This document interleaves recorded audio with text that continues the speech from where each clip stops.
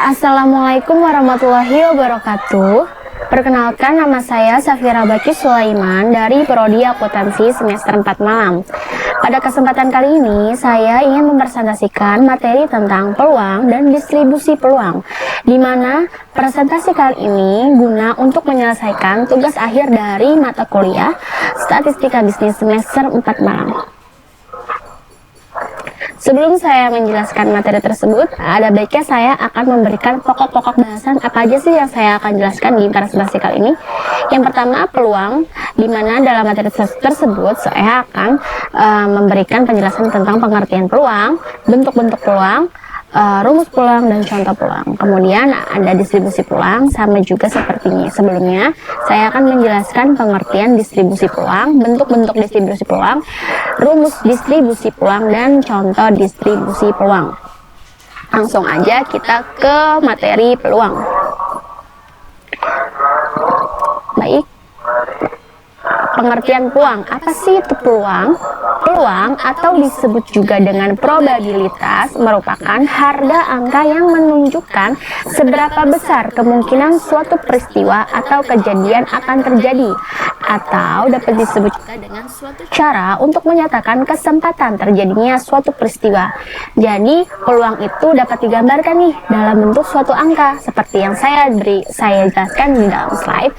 Jadi peluang itu dapat dinyatakan dalam sebuah angka, di mana ada angka 0 dan angka 1. Angka 1 ke kanan menyatakan peluang itu sangat mungkin terjadi atau dapat juga dinyatakan dengan pasti terjadi. Sedangkan angka 0 menjelaskan bahwa peluang itu sangat tidak mungkin terjadi atau dapat juga tidak mungkin terjadi. Peluang juga dapat dinyatakan dalam tengah-tengah atau masih abu-abu, di mana dinyatakan peluang tersebut mungkin ia dapat terjadi atau mungkin tidak dapat terjadi, gitu.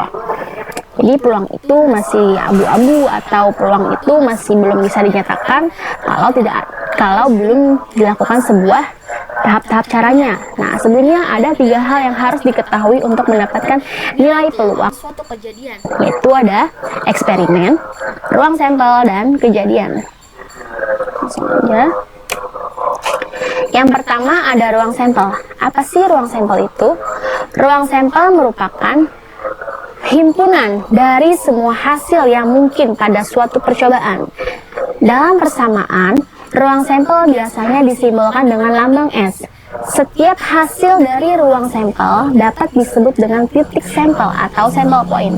Jadi ruang sampel itu himpunan atau dapat disebut juga dengan kumpulan dari semua hasil yang mungkin dilakukan suatu percobaan. Jadi kan kalau mau mendapatkan peluang itu harus dilakukan percobaan dulu nih. Nah, hasil dari sebuah percobaan itu dijadikan kumpulan atau himpunan. Nah, himpunan itu disebut dengan ruang sampel. Dan hasil dari ruang sampel itu atau hasil dari sebuah himpunan itu disebut dengan titik sampel atau sampel point. Nah, dalam membuat atau menghitung ruang sampel dapat digunakan beberapa cara. Cara yang pertama dapat digunakan dengan cara membuat tabel atau membuat diagram pohon, kemudian himpunan pasangan berurutan, dan yang terakhir ada aturan perkalian. Selanjutnya ada eksperimen atau percobaan. Ya. Eksperimen atau percobaan dalam peluang dapat dinyatakan digunakan untuk mendapatkan hasil kemungkinan yang terjadi selama percobaan tersebut berlangsung, dan hasil tersebut tidak dapat ditentukan atau diramalkan. Jadi kalau mau mendapatkan peluang itu harus dilakukan dulu nih sebuah eksperimen atau percobaan, baru dari hasil eksperimen atau percobaan itu dapat disebut dengan peluang, gitu. Jadi sebelum kita ingin mengetahui suatu peluang itu dapat terjadi atau tidak, maka dilakukan dulu nih sebelumnya melakukan eksperimen atau percobaan, gitu. Jadi percobaan sederhana mengenai peluang itu dapat dilakukan dengan cara seperti menghitung peluang dadu atau mata uang. Seperti yang ada di gambar slide ini, ada gambar sebuah dadu di mana dadu tersebut memiliki ruang sampel 1, 2, 3, 4, 5, dan 6, yaitu berjumlah 6. Kemudian titik sampel 1, 2, 3, 4, 5, dan 6. Kemudian himpunan bagian dari ruang sampel disebut kejadian. Nah, kejadian sederhananya itu 1, 2, 3, 4, 5, dan 6. Kejadian atau peristiwa. Nah, kejadian atau peristiwa adalah himpunan bagian dari ruang sampel atau bagian hasil dari percobaan yang diinginkan. Nah, kejadian itu dapat berubah kejadian tunggal atau dapat disebut hanya memiliki satu titik sampel, dan kejadian majemuk atau memiliki dari satu titik sampel. Jadi ada dua nih, kejadian tunggal dan kejadian majemuk. Kejadian merupakan himpunan bagian dari ruang sampel atau secara praktis kejadian adalah proses terjadinya sesuatu baik disengaja ataupun tidak disengaja gitu. Adapun kejadian peristiwa itu memiliki sifat keberlangsungannya dibagi menjadi 3 sifat. Yang pertama, saling asing atau eksklusif dan komplementer. Dapat dikatakan dengan jika A terjadi maka B tidak terjadi. Jadi salah satunya dapat terjadi, tidak dapat dua kemungkinan terjadi gitu. Lalu saling bebas atau independen. Jika A tidak mempengaruhi kejadian B atau kejadian A tidak meniadakan kejadian B. Contohnya kejadian muncul gambar pada koin pertama dan angka pada koin kedua. Lalu yang ketiga ada inklusif atau jika kejadian A memuat kejadian yang lain. Jadi kalau A itu udah kejadian A terjadi maka kejadian yang lain B pun ikut terjadi gitu. Contohnya adalah pengambilan kartu as diamond dari setumpuk kartu bright. Lalu selanjutnya ada bentuk-bentuk peluang. Yang pertama ada peluang logis. Apa sih peluang logis itu? Proses yang bisa diprediksi dan didefinisikan secara lengkap yang memungkinkan kita secara deduktif menentukan peluang dari hasil yang terjadi. Peluang logis dari sebuah peristiwa adalah rasio antara jumlah peristiwa yang dapat terjadi dengan jumlah semua hasil yang bisa terjadi, di mana hasil ini dapat diturunkan dari sebuah eksperimen. Jadi peluang logis ini dapat terjadi kalau kita sudah melakukan eksperimen atau percobaan seperti yang tadi sebelumnya saya jelaskan. Atau peluang logis ini dapat dinotasikan dalam bentuk rumus seperti P dalam kurung peristiwa sama dengan jumlah cara terjadinya suatu peristiwa dibagi jumlah cara terjadinya semua hasil. Seperti itu. Lalu ada peluang empiris atau dapat disebut dengan peluang objektif. Hanya bisa diperoleh melalui percobaan atau eksperimen yang dilakukan secara berulang-ulang dalam kondisi yang sama dan diharapkan dalam jumlah yang besar. Dari eksperimen tersebut akan dihasilkan sebuah informasi berupa frekuensi relatif yang sangat berguna untuk keperluan perbaikan sistem. Jadi peluang empiris ini dilakukan secara eksperimen atau percobaan seperti yang tadi saya jelaskan, tapi peluang ini dilakukan eksperimennya secara berulang-ulang, tidak cukup dengan satu kali eksperimennya. Atau peluang empiris ini dapat dinotasikan dengan contohnya nih, selama 5 tahun mengajar, Profesor Budi telah memberikan nilai A pada 186 mahasiswa dari total 1.200 mahasiswa yang pernah diajarnya. Berapa probabilitas seorang mahasiswa bisa memperoleh nilai A pada semester ini? Nah, kan ada rumusnya tuh. Rumusnya ialah P dalam kurung A sama dengan N dalam kurung A dibagi N, atau 186 mahasiswa yang mendapatkan nilai A dibagi total dari mahasiswa atau 1.200 mahasiswa sama dengan 0,155. Nah, hasil ini juga disebut dengan probabilitas tanpa syarat. Baik, selanjutnya ada bentuk peluang subjektif, yaitu dimana sebuah bilangan antara angka 0 dan 1 yang digunakan seseorang untuk menyatakan perasaan ketidakpastian tentang terjadinya peristiwa tertentu dan didasarkan hanya pada informasi yang tersedia. Jadi peluang subjektif ini, jika kita ingin menentukan sebuah peluangnya, kita harus mendapatkan informasi dulu yang tersedia. Jadi tidak sembarangan untuk menentukan peluang tersebut dapat terjadi atau tidak. Jadi harus melampirkan dulu nih sebuah informasi yang akurat dan relatif gitu. Seperti dalam contoh, memperkirakan kemungkinan perekonomian Indonesia akan tumbuh 5% pada tahun ini. Adapun memperkirakan satu lagi ada memperkirakan Anda akan menikah di umur sebelum usia 25 tahun. Jadi kan kalau kita ingin memperkirakan kemungkinan perekonomian Indonesia akan tumbuh 5% itu kan harus mempunyai informasi dulu nih. Apa sih yang menyebabkan perekonomian Indonesia itu akan tumbuh, ataupun apa sih yang menyebabkan perekonomian Indonesia itu anjlok ataupun turun gitu. Jadi tidak bisa sembarangan menyatakan bahwa Indonesia perekonomiannya sedang naik atau turun gitu. Jadi harus memiliki informasi dulu sebelumnya. Tidak bisa sembarangan menentukan sembarangan informasi. Kurang lebih seperti itu. Kemudian selanjutnya ada rumus peluang. Untuk menentukan rumus peluang kejadian menggunakan ruang sampel, biasanya disimbolkan dengan huruf S dan suatu kejadian. Jika A adalah suatu kejadian atau peristiwa, maka A adalah anggota dari himpunan ruang sampel S. Peluang kejadian A adalah P dalam kurung A sama dengan N dalam kurung A dibagi N dalam kurung S. Keterangannya, huruf N dalam kurung A sama dengan banyak anggota himpunan kejadian A. Kemudian N dalam kurung S banyak anggota dalam himpunan ruang sampel S. Contoh soal peluang. Jadi dalam contoh soal peluang di sini ada 3 mata uang logam dilempar bersama. Tentukan peluang muncul 2 sisi gambar dan 1 sisi angka. Mari kita jawab. Jadi ruang sampelnya itu untuk pelemparan 3 mata uang logam. Nah, dalam 3 mata uang logam itu kan berarti kan ada 2 sisi gambar atau 1 sisi gambar yang belakangnya 1 sisi angka. Nah, itu kan berarti kan ada 3 dan 3 gitu ya. Nah, S sama dengan G sama dengan gambar ada angka ya. S sama dengan gambar, koma, gambar angka, gambar angka gambar, angka gambar gambar, angka gambar angka, gambar angka-angka, angka-angka-angka, angka-angka gambar. Maka N dalam kurung S sama dengan 8. Untuk mencari nilai N dalam kurung S pada satu kali pelemparan 3 logam uang, yaitu N dalam kurung S 2 dikali N. Dengan N adalah jumlah mata uang logam, jadi 2 dikali jumlah mata uang logam. Jumlah mata uang logamnya kan ada 3 ya, berarti 2 dikali 3 sama dengan 6 atau jumlah pelemparan. Kejadian muncul 2 mata sisi gambar dan 1 sisi angka, yaitu N dalam kurung A, gambar-gambar angka, gambar angka gambar, angka gambar gambar. Maka N dalam kurung A sama dengan 3. Jadi peluang untuk memperoleh 2 sisi gambar dan 1 sisi angka adalah berikut.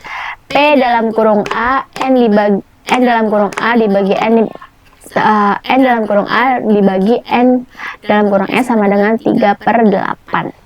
Gitu. S-nya itu ada 8, S-nya itu ada 8, N-nya itu 3.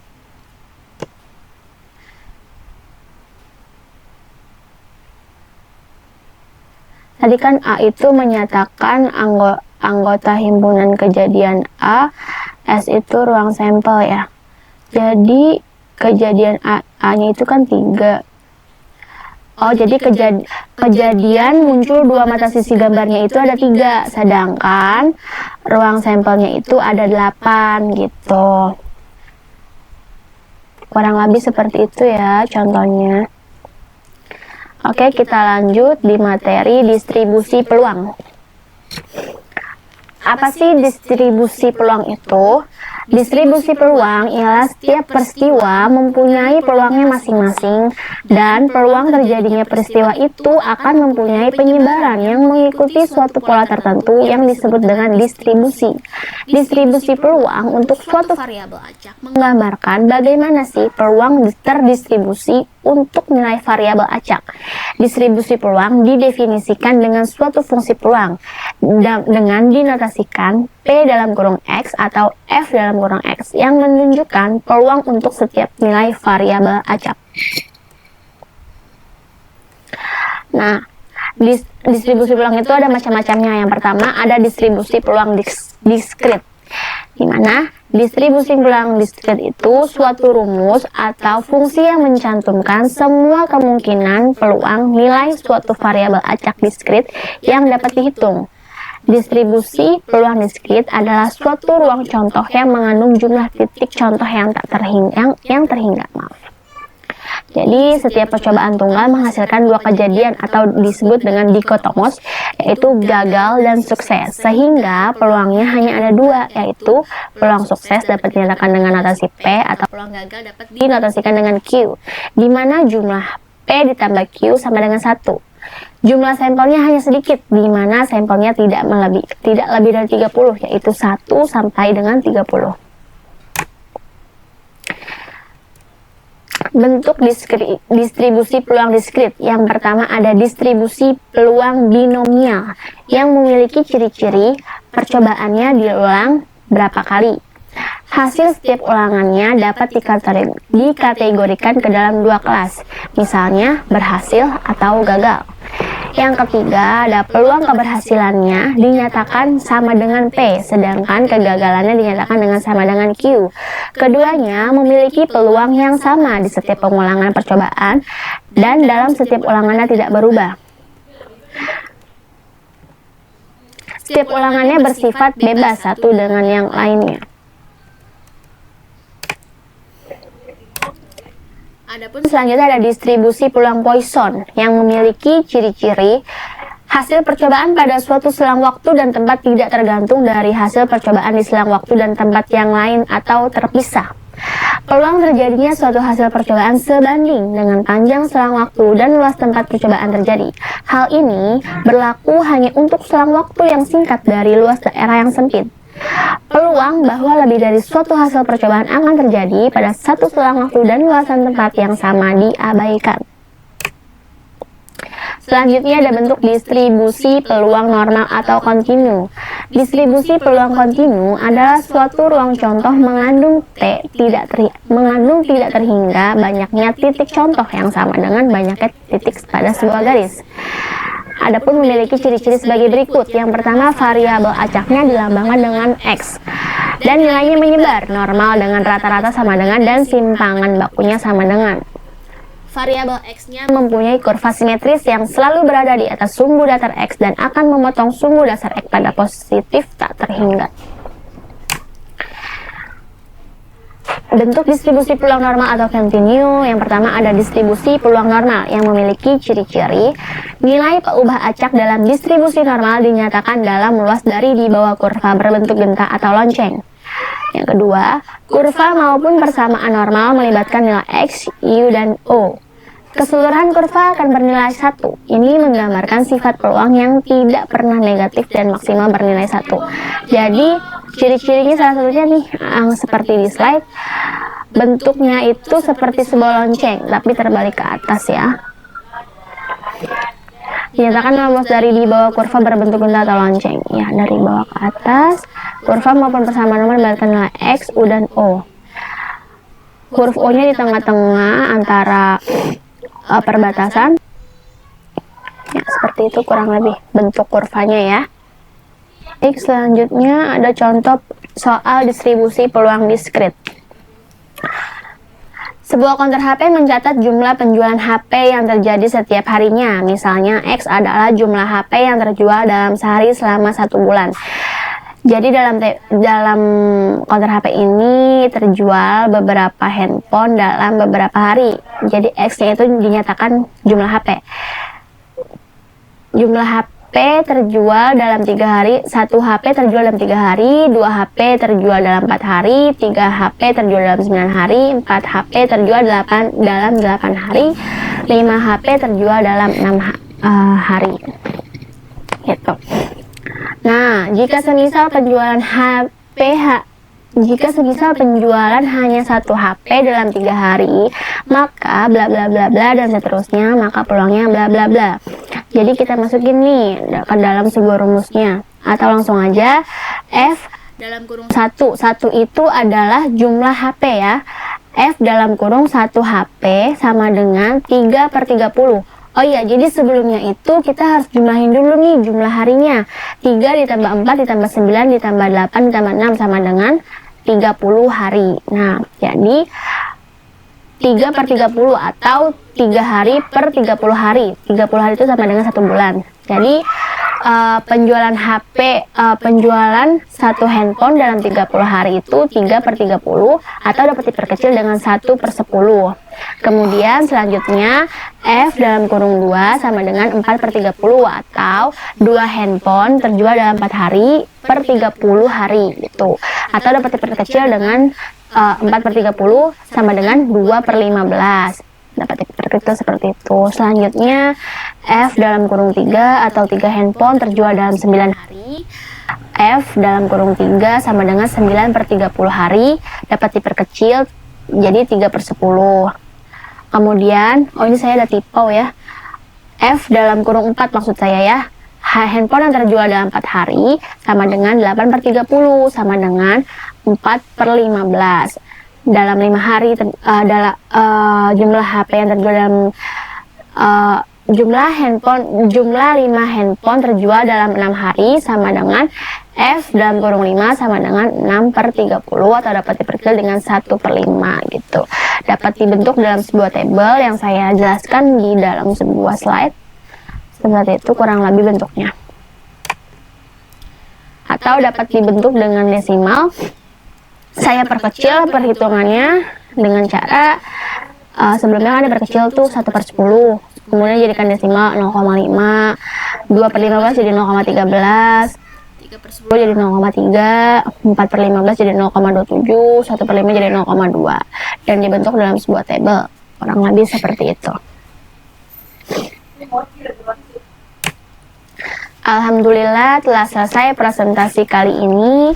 Mohon maaf jika banyak salah kata dan banyak salah yang kurang dimengerti karena materi yang saya jelaskan ini lumayan dasar dan lumayan baru saya pelajari di kali ini karena sebelumnya sudah lama banget dari zaman sekolah itu